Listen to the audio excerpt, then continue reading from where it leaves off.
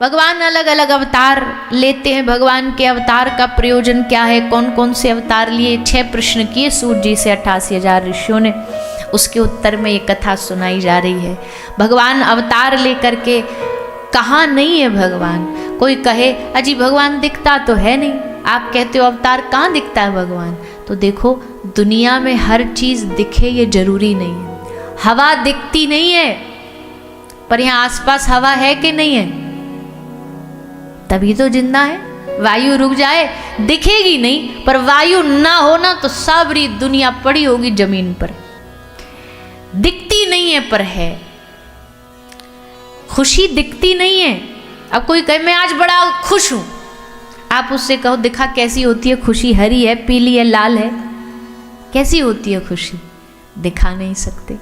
मैं आज बड़ा दुखी हूं, बताओ दुख कैसा होता, काला है, मोटा है, गोरा है, पतला है, कैसा है दुख।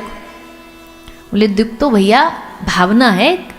तो जैसे भावना दिखती नहीं पर अनुभव होती है, वैसे परमात्मा भले दिखे नहीं पर वो अनुभव होता है, अनुभव से किया जाता। आपको हमने देखा ही नहीं, माने कैसे। तो देखा तो हमने अपने परदादा जी को भी नहीं है, पर मानते तो है ना कि हमारे पिताजी हैं, पिताजी के पिताजी हैं, उनके पिताजी करते करते करते करते जो सबका बाप है ना वो वही है। अंत में जब सारी लाइन घूमते घूमते जाएगी ना तो पहुंचेगी वहीं तक। इसलिए तुमने न देखा तो वो तुम्हारी आंखें, पर इसका मतलब ये थोड़ी है कि झुटलाया जाए। हर चीज़ जो दिखे वही नहीं होती, कुछ चीज़ें ना दिखने वाली भी अस्तित्व में विराजमान होती हैं, और उनमें से एक भगवान है जिसको देखा नहीं जा सकता पर महसूस हर पल किया जा सकता है। हर अपनी अंदर जाती हुई सांस के साथ उसे महसूस किया जा सकता है कि वो हमारे भीतर जा रहा है, वो हमारे अंदर जा रहा है। तो ऐसा भाव 24 अवतारों का श्री सूत जी महाराज ने श्रवण करा।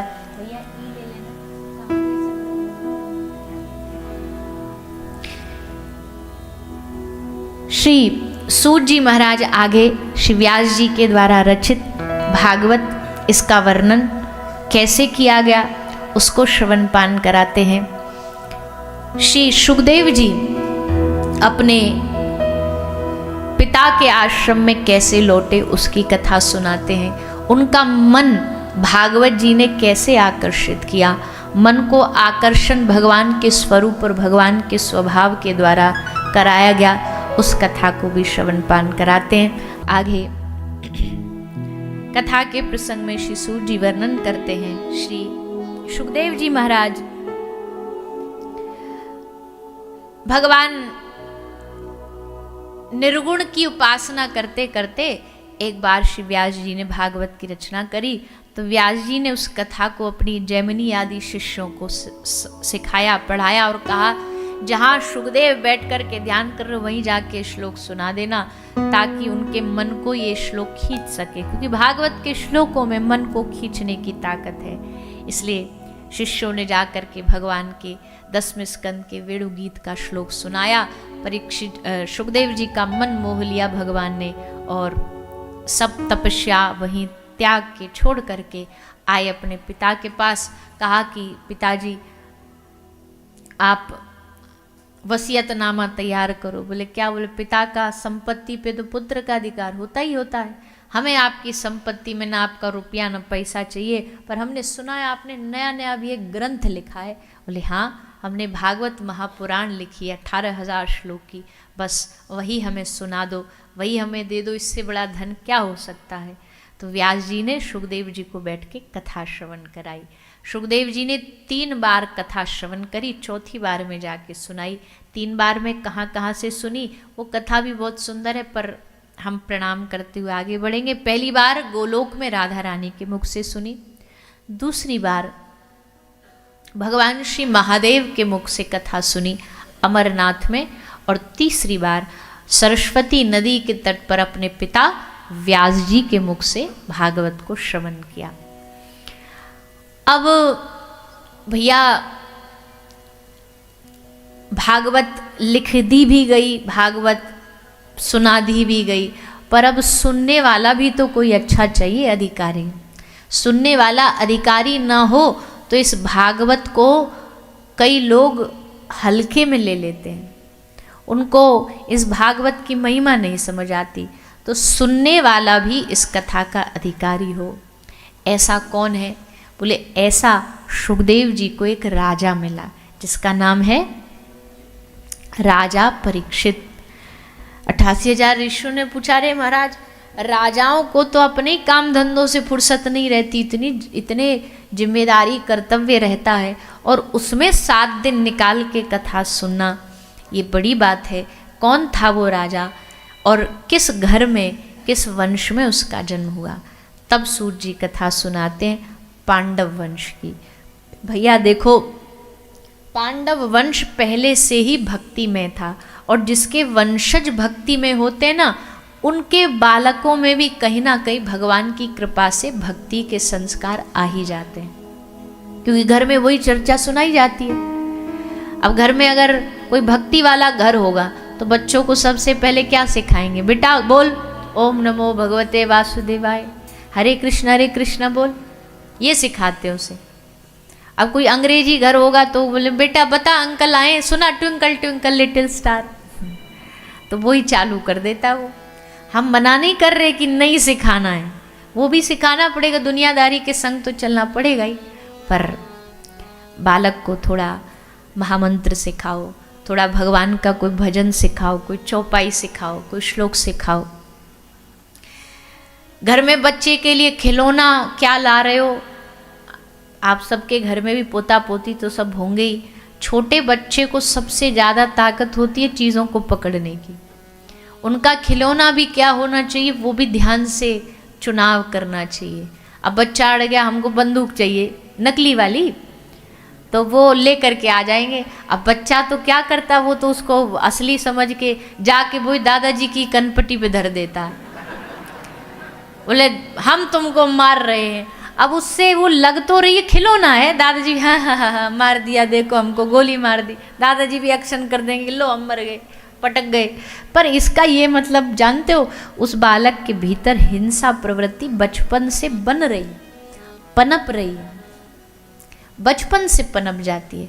तो बालक का खेल, बालक का बोलचाल, घर में जैसा आप व्यवहार बनाएंगे भक्ति में। हाँ, ये बात भी सच है, कुछ ऐसे भी दृष्टांत देखे जाते हैं कि पूरा संस्कार दिया, बच्चे अच्छे भी रहे, बाद में जा कर के फिर कोई गड़बड़ हो गई, वो भी होता, वो उसके पूर्व के संस्कार हैं। वो पूर्व के संस्कार आगे आएंगे तो फिर उसको तो कोई नहीं रोक सकता। पर अपनी जिम्मेदारी क्या है कि घर के वातावरण को भक्ति में बनाइए। थोड़ा समय 5 मिनट निकालिए, सुबह शाम बैठ के परिवार के लोग 5-10 मिनट कीर्तन करिए। बच्चों को लेकर के, बच्चों को बैठ कर के नाम संकीर्तन कराओ। धीरे धीरे धीरे उनके हृदय में वो संस्कार बनेंगे। और स्वयं भी करो। अब भाई ये भी तो बात है ना कि बच्चों को सीख दे रहे हैं और बच्चे कह रहे हैं बोले हमको तो शिक्षा दे रहे हैं, और खुद देखो दिन भर इसी में लगे रहते हैं, तो वो क्या बोलेंगे, वो क्या कहेंगे? तो उनको सिखाने के लिए सबसे पहले आपको करके दिखाना पड़ेगा। हाथ में माला लेके बैठो, देखेंगे कि हमारे पिताजी, हमारे दादाजी, हमारी दादी जी माला लेके दिन भर माला जाप करते हैं, तो कभी तो उनके मन में भी आएगा क्या है ये, और बस क्या है ये इतना भी आ गया ना तो भी धीरे धीरे भगवान की कृपा होनी शुरू हो जाएगी, जिज्ञासा आ जाए। तो घर के बच्चों को ये शिक्षा, ये संस्कार जरूर देने चाहिए। देखे बच्चा, परीक्षित राजा ने जन्म लेने से पहले ही अपने भगवान के दर्शन गर्भ में कर लिए। कैसे किए? सूत जी सुनाते हैं, एक बार जब युद्ध विश्राम हो गया, दुर्योधन की जंघा टूट गई, लेकिन अब भी दुर्योधन और की गई पांडवों को विध्वंस करने की, पर भैया जाको राखे साइया। दुर्योधन ने एड़ी चोटी का जोर लगा लिया, सबरे उसके संगी साथियों ने भी लगा लिया। एक महाभारत की कथा से एक सीख और हमें समझ आती है, मित्र कैसा चुनना चाहिए वो बहुत जरूरी है। आप किसकी संगत में रह रहे हैं, किसका सुझाव ले रहे हैं? दुर्योधन ने सुझाव लिया, किसका? भांजे, वो जो करके शुरू से लेकर के अंत तक उसी के सुझाव में दुर्योधन चल।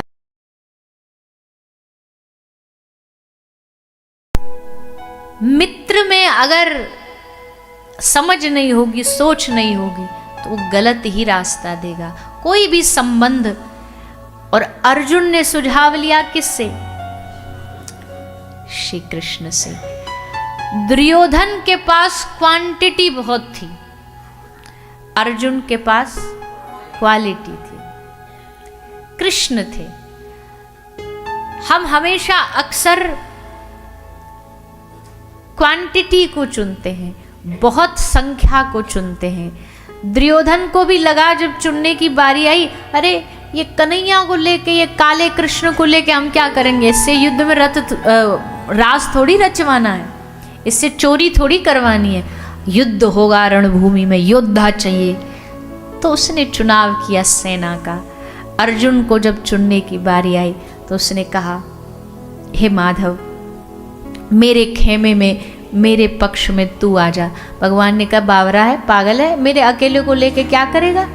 और मैं तो इस नियम के साथ और आ रहा हूं कि कोई अस्त्र नहीं उठाऊंगा, अब निहत्थे आदमी को लेके तू क्या करेगा? बस रथ ही चलाऊंगा। अर्जुन ने कहा, यही तो चाहिए, जिसका रथ तू चलाए वो दुनिया में भटक कहाँ सकता है।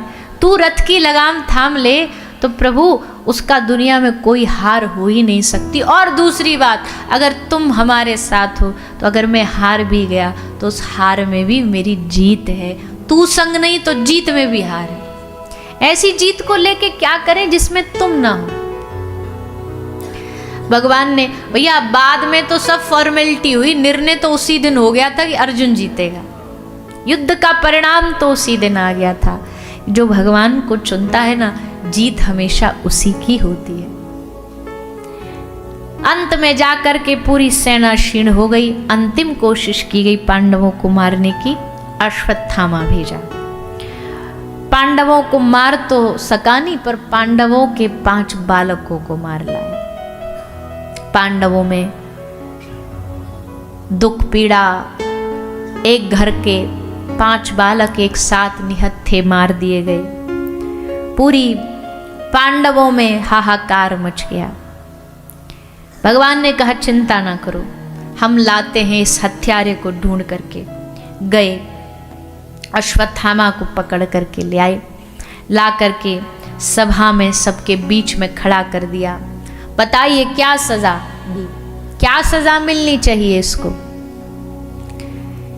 किसी ने कहा फांसी दे दो, कोई कह रहा पहाड़ से गिरा दो, कोई कह रहा सर धड़ से अलग कर दो जैसे इसने किया। सब अपनी अपनी बात बता रहे हैं। लेकिन उसी समय भगवान ने इशारा किया द्रौपदी की ओर। भगवान ने द्रौपदी से पूछा, द्रौपदी बता क्या चाहती है तू? तो द्रौपदी कहती है, हे नाथ, इसको छोड़ दिया जाए, इसको मत मारो। भगवान ने, सारे सभा ने देखा कि कुंती हाथ जोड़ करके कह रही है,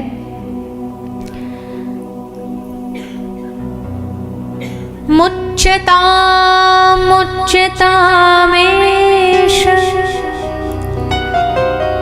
ब्राह्मणो नितराम गुरु। मुच्यताम मुच्यतामेष ब्राह्मणो नितराम गुरु।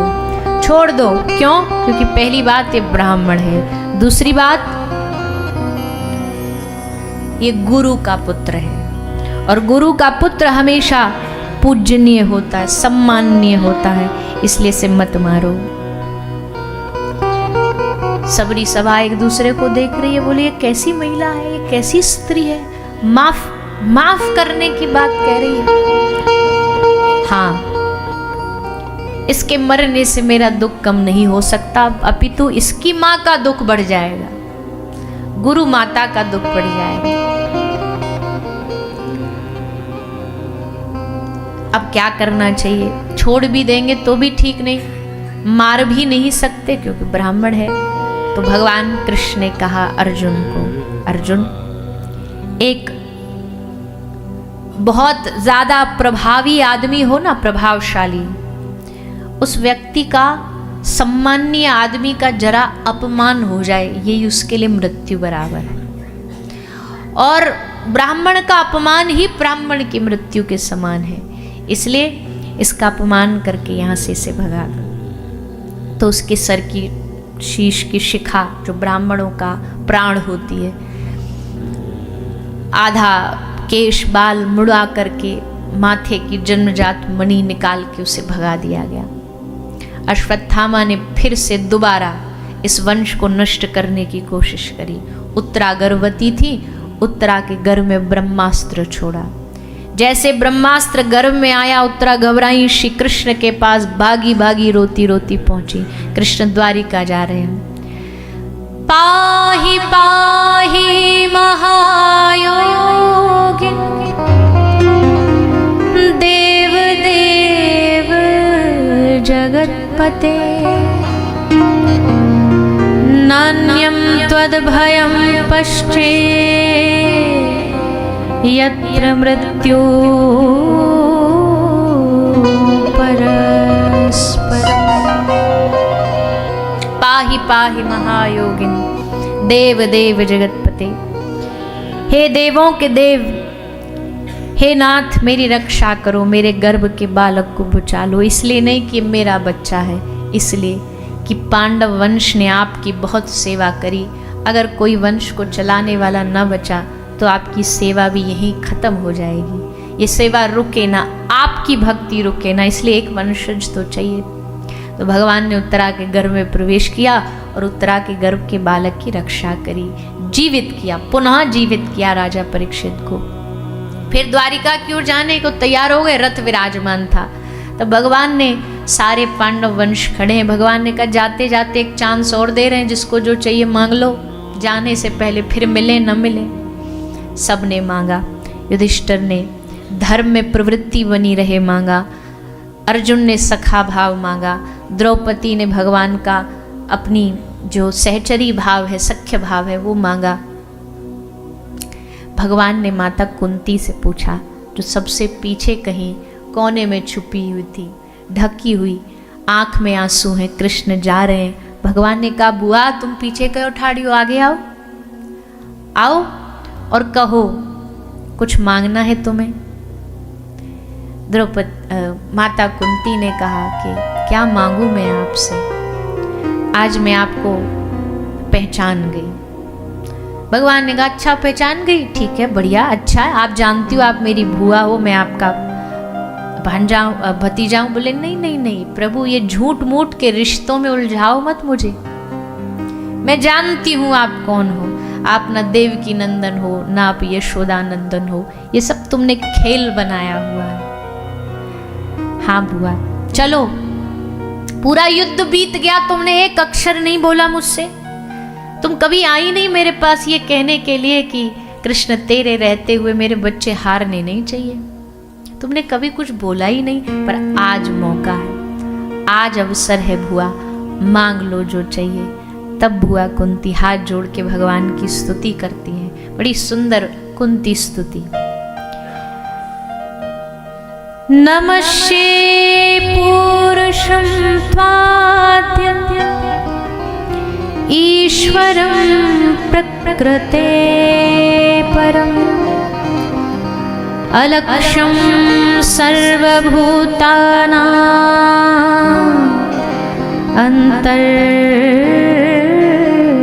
बहिरवस्थितम्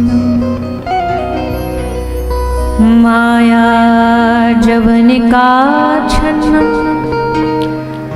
अज्ञाधोक्षजमव्ययम्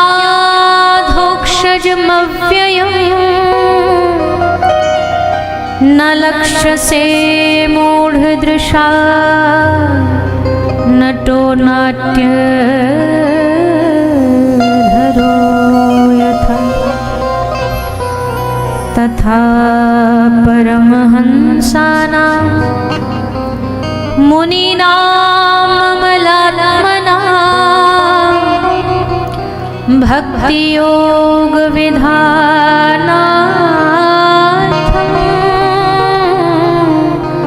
कथं पश्येमहि स्त्रियः। कृष्णाय वासुदेवाय देवकी नंदनाय च नंदगोपकुमाराय गोविन्दाय नमो नमः। विपदः सन्तु नाशाश्वत तत्र तत्र जगद्गुरो भवतो दर्शनं यस्याः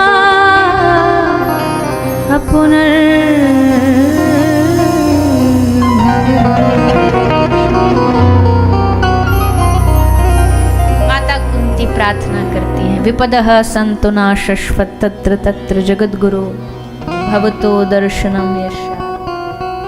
विपत्ति है प्रभु, आज सबके सामने ये भुआ आपसे मांगती है कि मुझे देना ही है तो बहुत सारी दुख और विपत्तियां दे दीजिए। भगवान ने कहा कम थी क्या तुम्हारे ऊपर, कमी लगी क्या दुखों में जो अब भी दुखी मांग रही हो? बोले नहीं नहीं, दुख तो बहुत थे मेरे जीवन में, पर दुखों ने एहसास कराया दुख रहते हैं तो तुम हमारे साथ रहते हो, तुम्हारी याद हमारे साथ रहती है। देखो अब तक हार रहे थे, लड़ रहे थे तो तुम साथ थे, युद्ध जीते नहीं कि लो चल पड़े तुम टाटा बाय बाय करके। ऐसे सुख का क्या करें, सुख के माथे सिल पड़े जो हरि हृदय से जाए। ऐसे सुख को कभी नहीं चाहिए जो आपको हृदय से निकाल दे। सुख के माथे सिल पड़े जो हरि हृदय से जाए, और बलिहारी उस दुख को जो पल पल नाम जपाए। जिस दुख से आप जिव्या पे आपका नाम निकलता रहे तो वो दुख दुख थोड़ी है। इसलिए प्रभु आवरण दुख का लग रहा है कि मैंने दुख मांगा है, पर असल में इस दुख के पीछे मैंने आपकी याद मांगी है, सुख मांगा है। ये बात समझने में पूरा जीवन निकल जाएगा कि भैया दुख भी सुख होता है, दुख ही असली सुख होता है, क्योंकि भगवान की याद दिलाता। अभी अगर कोई जीवन में बड़े सारे वैभव हैं, बड़ी, तो आदमी अभिमान में अंधा हो जाता है, भूल जाता है कि मैं मनुष्य हूं, बात करने का लहजा बदल जाता है। भगवान, अरे काहे का भगवान, कौन सा भगवान?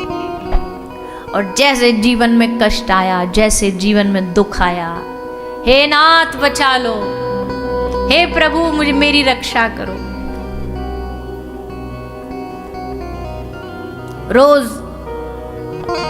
रोज हनुमान चालीसा करते हैं, लेकिन जिस दिन फ्लाइट में बैठे और अचानक से पता चले इंजन फेल हो गया, फिर हनुमान चालीसा जो निकलेगा ना वो रटा रटाया नहीं निकलेगा, जो भागम भाग वाला, फिर तो दिल से निकलेगा, आज बचा लो प्रभु, आज रक्षा कर लो। फिर दिल की पुकार निकलेगी, फिर रटी रटाई नहीं चलेगी। कुंती माता कहती है प्रभु मेरा जीवन मैं चाहती हूँ कि आप मुझे दुख दो।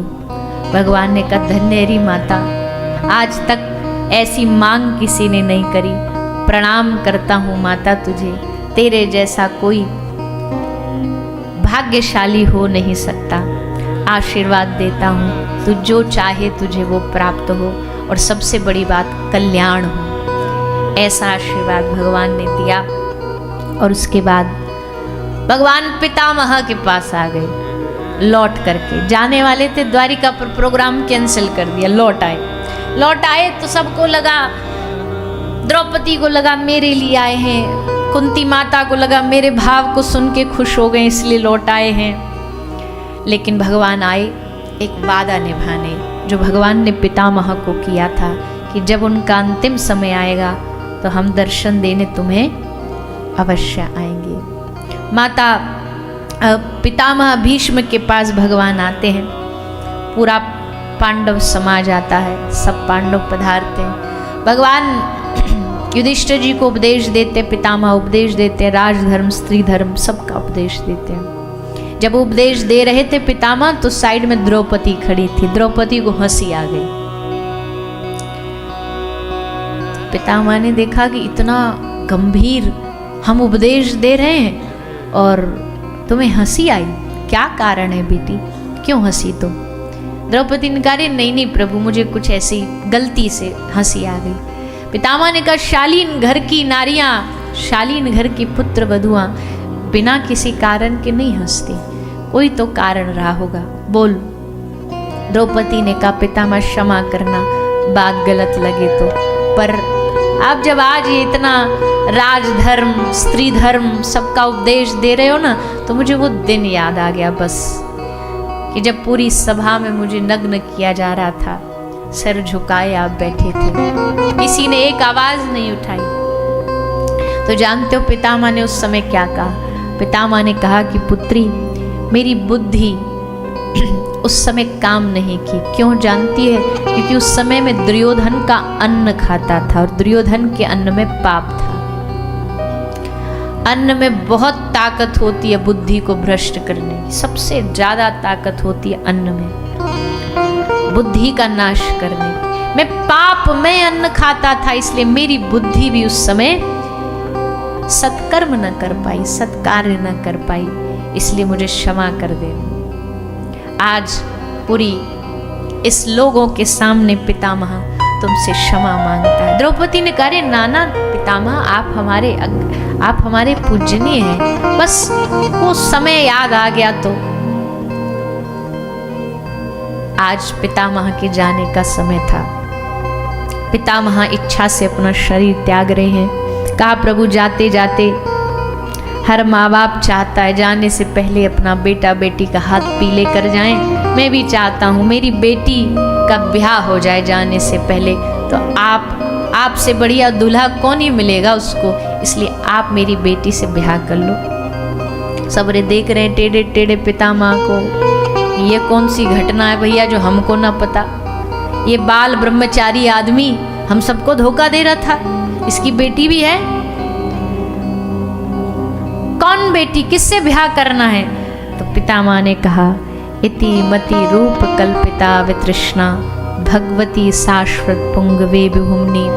हे प्रभु, मेरी मति मेरी बुद्धि ही मेरी बेटी है, जो अब तक कवारी है, उसका कहीं ब्याह नहीं हुआ। पितामह की बुद्धि कवारी है क्योंकि उनकी बुद्धि भगवान के अलावा कहीं लगी नहीं। हमारी बुद्धि का तो न जाने कितनी बार कितनी जगह ब्याह हो चुका है, धन से भी ब्याही है, परिवार से भी ब्याही, सब जगह लगी हुई है, इसलिए हमारी बुद्धि कवारी नहीं है। इसका परिणय सूत्र तो कब का बन गया है, पर पितामह भीष्म जैसा महापुरुष कहता है कि मेरी बुद्धि अब तक कवारी है, आप इसे स्वीकार कर लो, आप इससे ब्याह कर लो।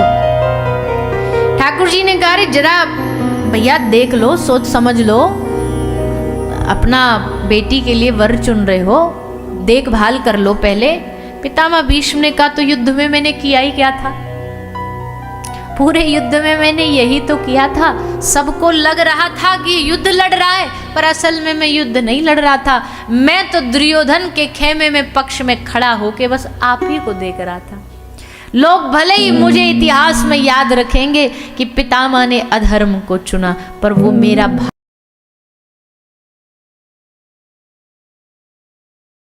मेरे भक्त की प्रतिज्ञा नहीं टूटनी चाहिए, यही मेरे भक्त की प्रतिज्ञा नहीं टूटनी चाहिए, यही मेरी सबसे बड़ी प्रतिज्ञा है।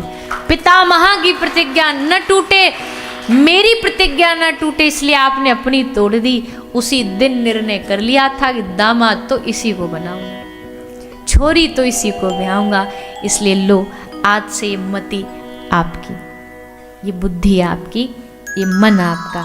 और पितामह भैया, दुनिया मरती है जब सर पे काल होता है, दुनिया मरती है जब सर पे माया होती है, लेकिन भक्त जब जाता है तो क्या मांगता भगवान से?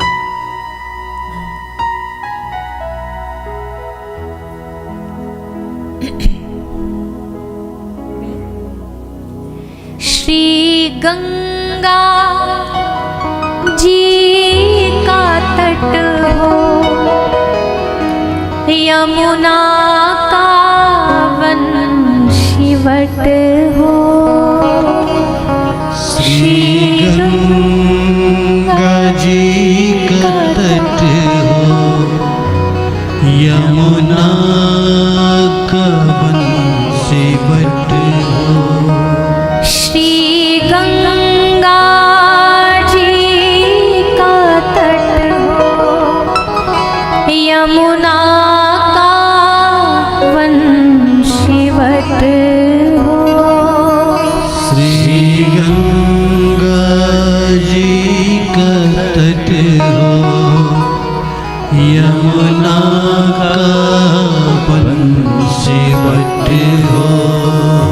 मेरे मुख में तुलसी दल हो, जब प्राण तन से निकले। मेरे मुख तुलसी जब प्राण तन से निकले। इतना तो करना स्वामी, जब प्राण तन से निकले। इतना तो करना स्वामी, जब प्राण तन से निकले। गोविंद नाम लेकर तब प्राण तन से निकले। गोविंद नाम तब प्राण तन से निकले। आप सामने खड़े हो, कैसे खड़े हो? पीतांबरी कसी हो, मुखड़े पर एक हंसी हो। पीतांबरी कसी हो, मुखड़े पे एक हंसी हो। आप सामने खड़े हो, कैसे खड़े हो? पीतांबर धारण करके खड़े हो। आपके चेहरे पर एक सुंदर मुस्कुराहट हो, और उस मुस्कुराहट के साथ मैं आपका दर्शन करते करते अपने प्राणों को त्यागूं, ऐसी मुझ पर कृपा करो। अंत समय भैया बड़ा गंभीर होता है। सुना है अंत समय में व्यक्ति उसे अपनी ओर खींचता है, रोता है, चीखता है, जिसकी आवाज को कोई सुन नहीं पाता। उस मृत्यु नहीं है, वो सीधा भगवत मिलन है। इसलिए पितामह आज भगवान को देखते देखते, दर्शन करते करते अपने प्राणों का त्याग करते हैं। भगवान द्वारिका आते हैं, द्वारिका से गोलोक चले गए। उनके जाने की सूचना सुन के मानो पांडवों के प्राण निकल गए। राजा परीक्षित को गद्दी सौंप करके प्रयाण पे चले गए, स्वर्गारोहण किया। सशरीर धर्मराज भगवत धाम गए। कलयुग आ गया। कलयुग के आते ही पूरा रूप बदल गया इस धरती का। कलयुग ने आते ही गाय को मारना शुरू किया। राजा परीक्षित ने तलवार निकाल के गोमाता की रक्षा के लिए आगे आए और कलयुग को रहने के लिए 4 स्थान दिए। 5वां स्थान स्वर्ण में दिया, और उसी का फायदा उठा के कलयुग राजा परीक्षित के स्वर्ण मुकुट में बैठ गया। जो जरासंध का था, अधर्म का था, इसलिए उस मुकुट में कलयुग ने बैठ के प्रवेश करके राजा परीक्षित का पूरी बुद्धि को भ्रमित कर दिया। शमीक ऋषि, एक ऋषि के गले में जाकर के राजा ने, भूख प्यास लगी थी, संत अपने ध्यान में बैठे थे, पर सर पे अभिमान कलयुग बैठा था। राजा ने सोचा कि मुझे देख कर के ये आंख बंद करके साधु बैठ गया। देखो अभी उठ जाएगा, जैसे गले में सांप डलेगा। गले में सर्प डाला और जैसे सर्प डाला, शमीक ऋषि के पुत्र श्रृंगी ने राजा को श्राप दिया 7वें दिन तक शक के डसने से मृत्यु हो जाए। और तब राजा परीक्षित घबराए नहीं। कहाँ आए? गंगा के तट पर। पता था कुछ जगह ऐसी होती है ना, वो परमानेंट फिक्स है, वहाँ कोई ना कोई साधु मिल ही जाएगा। गंगा जी के तट पे आ जाओ, कोई बाबा जी जरूर हर हर गंगे करके डुबकी लगा ही रहा होगा। यमुना जी के तट पे वृंदावन चले जाओ, कोई ना कोई जरूर श्री युगल सरकार का ध्यान कर रहा होगा। तो ये कुछ स्थान ही ऐसे हैं जो संत दर्शन के लिए निश्चित होते हैं। आपकी बम्बई में चले जाओ, राह टकराते कोई ना कोई सिनेमा का मिल ही जाएगा,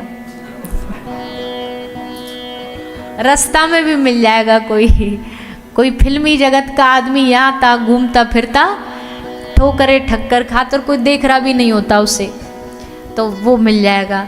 वैसे ही धाम है, धाम में कोई मिले न मिले, पर धाम में भगवान के जन साधु मिल जाते हैं, साधुओं का दर्शन हो जाता है।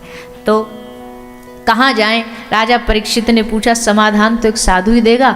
चलो गंगा के तट पर शुक्रताल में जा कर के वृक्ष के नीचे बैठ गए। और तब तत्राभवद भगवान व्यासपुत्रो, सुखदेव जी ने आकर के राजा परीक्षित को कथा सुनाना आरंभ किया। इसी गंगा के तट पे माँ गंगा की गोद में बैठ कर के कथा सुनाई गई। हम सबका परम सौभाग्य है कि उसी कथा को हम सब माँ गंगा की गोद में ही बैठ कर के श्रवण पान कर रहे हैं। ये अवसर माँ गंगा ने हम पर कृपा करके दिया है अपने मन को निर्मल करने का। तो उस अवसर का हम सब खूब लाभ लेते हुए, आनंद लेते हुए, इस कथा का रसपान करते हुए अपने जीवन का कल्याण करेंगे। कथा सुने।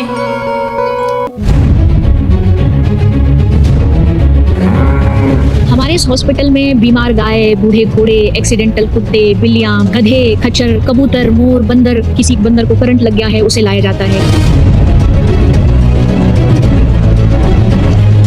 इन सब सेवाओं को सुचारू रूप से चलाने के लिए लगभग हमारे पास 150 से अधिक स्टाफ है। डॉक्टर्स हैं, गोसेवक हैं, BLDA हैं, रेस्क्यू टीम है, एम्बुलेंस की टीम है जो समय समय पर जाकर के गायों को लेकर के आती है।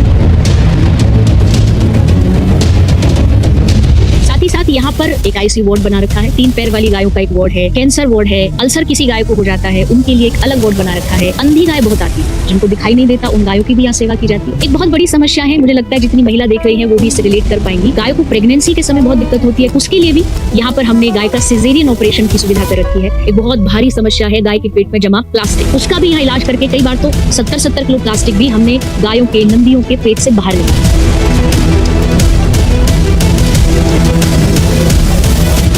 अब इस हॉस्पिटल को हम एक नया रूप देने जा रहे हैं। इस हॉस्पिटल को हम 8 फ्लोर का मल्टी स्टोरी हॉस्पिटल बनाने जा रहे हैं जो भारत का सबसे बड़ा अस्पताल बनने जा रहा है। एक्सरे मशीन, अल्ट्रासाउंड मशीन, एक लिफ्ट हो जिसमें गायों को लिफ्ट के साथ ऊपर लेकर के जाया जाएगा। इसलिए यहाँ गौ माता का मंदिर होगा, ICU होगा, ऑपरेशन थिएटर होगा, अतिथियों के लिए रुकने के लिए कमरे होंगे, सत्संग हॉल होगा जिसमें सब लोग आकर के सेवा कर पाएंगे, गौ माता का दर्शन कर पाएंगे। आप आइए, गाय की सेवा करके देखिए, न जाने कितने लोगों की मन की इच्छा यहाँ इस हॉस्पिटल में गौ माता ने पूरी करी। गौ माता की कृपा से बहुत जल्द हमारा ये सपना, ये संकल्प ब्रिज की धरती पर हम पूरा कर पाएंगे और भारत का सबसे बड़ा गौ माता का अस्पताल, हॉस्पिटल इस ब्रिज भूमि पर बनाने का संकल्प पूरा